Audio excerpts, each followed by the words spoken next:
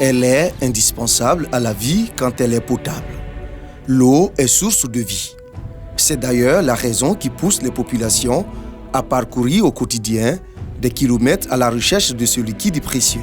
Avec la démographie galopante, il est souvent difficile pour les populations, surtout celles des zones rurales, d'avoir accès à l'eau potable. Tu vois où on a quitté là, ça fait au moins 10 km. À cause de l'eau, on ne dort pas. On s'est réveillé à 4 heures pour aller à la pompe. Il y a des jours où on ne gagne pas l'eau. Cela fait plus de 20 ans que cette pompe ne marche pas. C'est pénible. Faire d'eau à Douasso, c'est un peu compliqué, c'est compliqué même.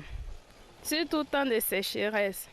On lutte l'eau ici. Souvent on se bat à cause de l'eau ici. Face à la rareté de l'eau potable, les rivières, les marigots et les puits sont les seules solutions pour les villageois. Bon, l'eau là n'est pas du tout propre. Les enfants viennent s'amuser dedans. Et quand les bergers enlèvent les baies dans leur pâturage, ils viennent leur donner à servir l'eau ici seulement. Pour boire là, nous on prépare d'abord pour garder pour les enfants. Conscient des difficultés auxquelles sont confrontés les habitants des zones rurales, le gouvernement, le ministère de l'Hydraulique, à travers l'Office national de l'eau potable ONEP, lance en 2019 le projet de réhabilitation de 21 000 pompes à motricité humaine sur toute l'étendue du territoire national.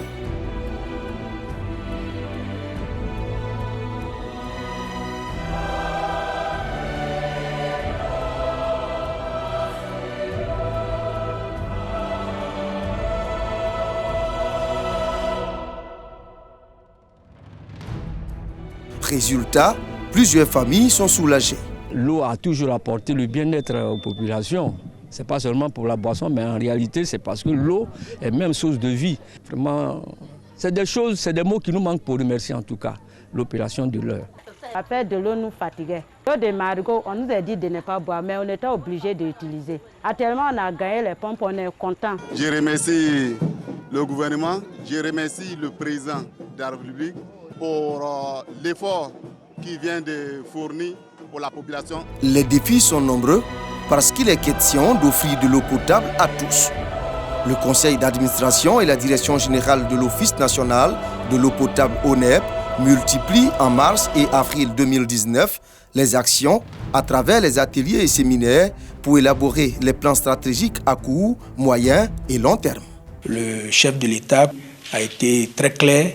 D'ici 2020, il faut qu'on ait atteint un taux de couverture de 95%.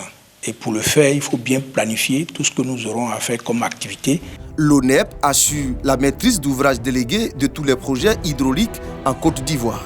Autrement dit, elle a un rôle de supervision de tous les projets hydrauliques. Le directeur général et ses collaborateurs font souvent des mises au point en vue de mieux coordonner les activités.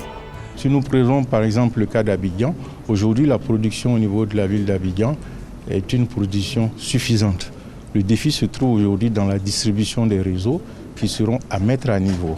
Alors quant à l'intérieur du pays, il y a encore des programmes structurants qu'il faut mettre en place, qui sont en train d'être traités par la mise en place de certains financements structurants avec plusieurs bailleurs de fonds.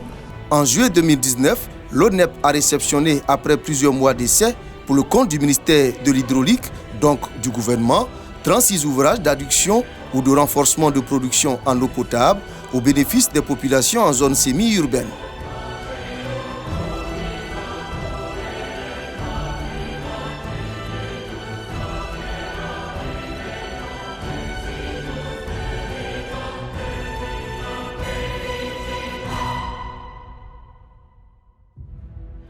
Du nord au sud, de l'est à l'ouest, en passant par le centre. Beaucoup a été fait pour permettre aux populations d'avoir accès à l'eau potable en Côte d'Ivoire dans les zones urbaines et rurales en 2019. Plus de 16 milliards de francs CFA ont été investis par l'État dans la région de Bonkani et le district d'Abidjan pour permettre aux ménages d'avoir de l'eau en quantité et en qualité. Sur le terrain était représenté l'ONEP, surtout dans les zones très reculées du pays pour satisfaire les besoins des consommateurs.